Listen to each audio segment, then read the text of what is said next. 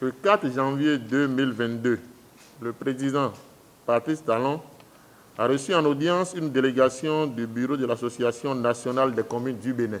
À l'occasion, le chef de l'État nous a exposé clairement les données concernant la classification des communes telle que prévue par la loi 2021-14 du 20 décembre 2021 portant Code de l'administration territoriale en République du Bénin, ainsi que les mesures prises par le gouvernement pour une mise en œuvre efficace et participative de la réforme du secteur de la décentralisation dans notre pays.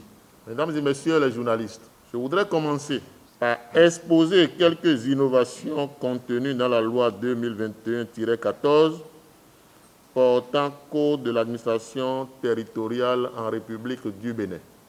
Il importe toutefois de rappeler que les réformes dont nous apprécions à l'unanimité la pertinence interviennent à l'issue d'un diagnostic qui a relevé des insuffisances majeures dans l'organisation et le fonctionnement des administrations locales dans notre pays.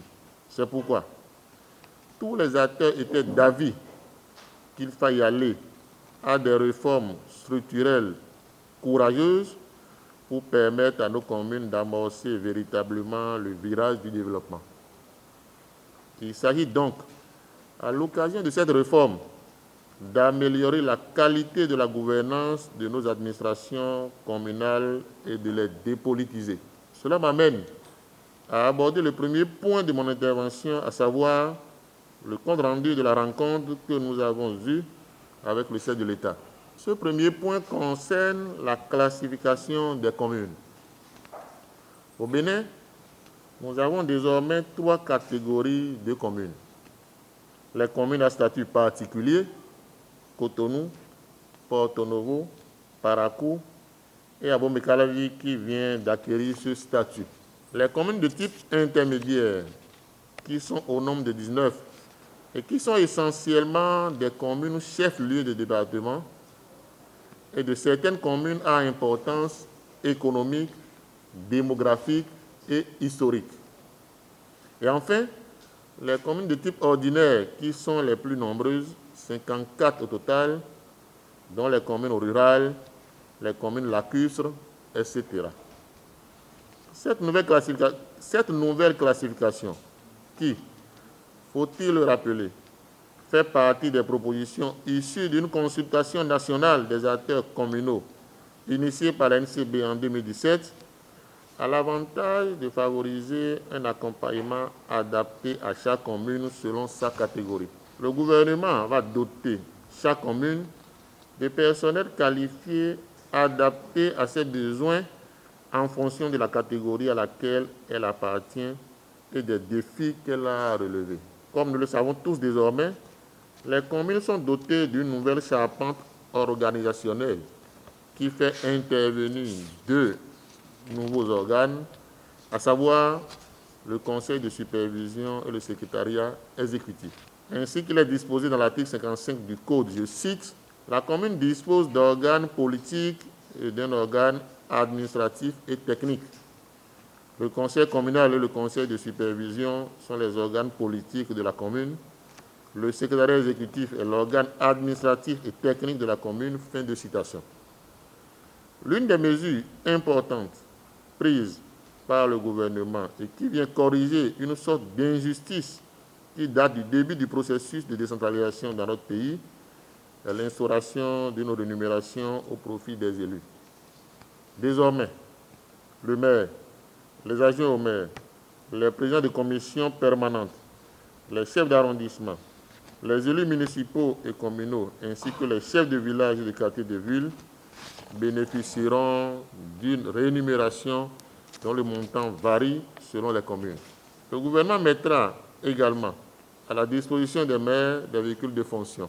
Il s'agit de mesures inédites dont le démarrage de la décentralisation dans notre pays.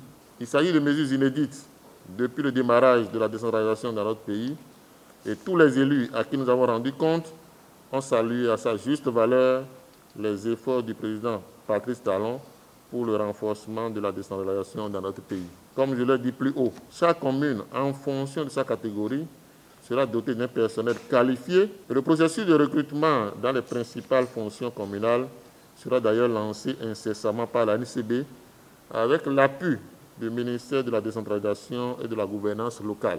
À cela, il faut ajouter les nombreux projets structurants prévus dans le programme d'action du gouvernement PAG 2021-2026 et dont la mise en œuvre contribuera sans doute à la modernisation de nos communes. En effet, en dehors des réformes annoncées pour améliorer la gouvernance locale, il est prévu la création d'un fonds d'investissement communal en remplacement du FADEC et qui sera doté de ressources subséquentes permettant la réalisation d'infrastructures d'envergure dans l'ensemble des communes de notre pays, la promotion de l'intercommunalité pour une meilleure prise en charge des problématiques communes à nos territoires, la construction du centre de formation pour l'administration locale CEFAL, la construction de l'équipe et l'équipement des 12 cités administratives départementales, etc.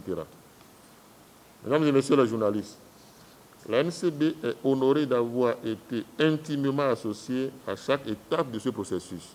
Et les maires, par ma voix, expriment leur sincère gratitude au président Patrice Talon pour sa vision et son engagement pour l'amélioration de la gouvernance locale et l'efficacité de l'administration locale. Nous saisissons cette occasion pour réitérer notre disponibilité et notre engagement à accompagner le gouvernement et son chef pour la bonne marche des nobles idéaux qu'il porte pour le développement local dans notre pays. Nous exprimons également notre reconnaissance aux institutions de la République, aux honorables députés à l'Assemblée nationale, aux différents acteurs ayant contribué à l'avènement du Code de l'administration territoriale, ainsi qu'aux populations à la base pour leur soutien constant. Je ne saurais terminer mon propos sans former à votre endroit, comme il est de coutume en début d'année, mes meilleurs vœux de santé, de paix et de progrès social pour l'année nouvelle. Le meilleur à toutes et à tous. Je vous remercie.